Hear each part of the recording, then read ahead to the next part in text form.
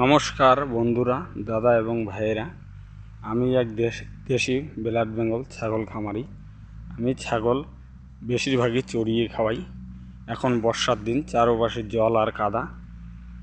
যারা বেকার বসে আছেন দাদা এবং ভাইয়েরা, আপনাদেরকে একটি কথাই বলবো, যদি অল্প পুঁজি থাকে তাহলে ছাগলের ব্যবসা করতে পারেন।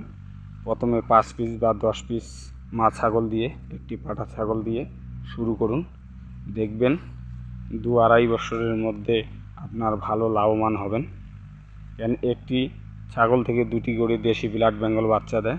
প্রথমে দেশি ব্লাড বেঙ্গল দিয়েই ফার্ম শুরু করুন, খুবই ভালো হবে। এদের বাচ্চা দেওয়ার ক্ষমতা বেশি, এদের খাওয়া দাওয়াতে কোনো অসুবিধা নেই। আপনার যদি চড়িয়ে খাওয়ার সমস্যা থাকে তাহলে আপনি গাছের লতা পাতা দিতে পারেন, ভুট্টা, চোকর, যে কোনো গাছের পাতা দেখবেন কোনগুলো পাতাগুলো খায় বেশি, সেসব দিয়ে দেখবেন। কেন আমি বর্ষার দিনে গাছের পাতা দিয়েই বেশিরভাগ রাখি। এখানে মোটামুটি 1-1.5 ঘন্টা খাবে, যা খাবে। এরপর আমি গাছের পাতা দিয়ে দিব এদেরকে। উঁচুতে দিবেন, নিচে দিলে নষ্ট করবে। উঁচুতে দেবেন, এরা উঁচুতে ঘাস খেতে খুবই ভালোবাসে। গাছের পাতাগুলো ঝুলিয়ে বেঁধে দিবেন, খুবই ভালো হবে। বা যে কোনো একটা মাচা উঁচু করে 1 ফুট উঁচু করে দিতে পারেন, তাও হবে। দেখবেন আমার একটি জঙ্গলে দাঁড়িয়ে খাচ্ছে। একটু জুম হচ্ছে না মোবাইলটিতে, তাই আপনাদেরকে দেখাতে পারছি না। এখানে দেখুন আমার 2-2.5 বছরের 40-45 পিস রয়েছে। এখানে 40 পিস, বাড়িতে 5 পিস বাচ্চা রয়েছে আরও। বসে থেকে কোনো লাভ নেই। এখনকার দিনে যেখানে যাবেন সেখানেই পয়সার প্রয়োজন।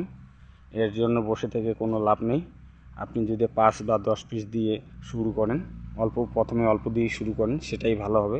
কেন এদের রোগ ব্যাধি আছে, ওষুধপত্র দরকার আছে। ছাগল ফার্ম করার আগে অবশ্যই ট্রেনিং নিয়ে নেবেন দাদা এবং ভাইয়েরা। ট্রেনিং নিলে আপনাদের সুবিধা হবে। যেসব খামারি ভাইদেরকে বলছি, যারা ট্রেনিং নেননি তারা অবশ্যই নিয়ে নেবেন। কেন ট্রেনিং নেওয়া থাকলে খুবই ভালো। কেন এদের রোগ ব্যাধি হয়, ছোটো মোটো রোগ ব্যাধি হলে নিজেই চিকিৎসা করা যায়, সেরকম জানা থাকলে খুবই ভালো। সর্দি, জ্বর, কাশি, পেট গ্যাস হয়ে যায়, অনেক কিছু থাকে, এসব জানলে খুবই ভালো। ভিডিওটি বেশি বড় না করে দাদা এখানেই রেখে দিচ্ছি। ভিডিওটি ভালো লাগলে লাইক, শেয়ার, কমেন্ট করবেন দাদা এবং ভাইয়েরা।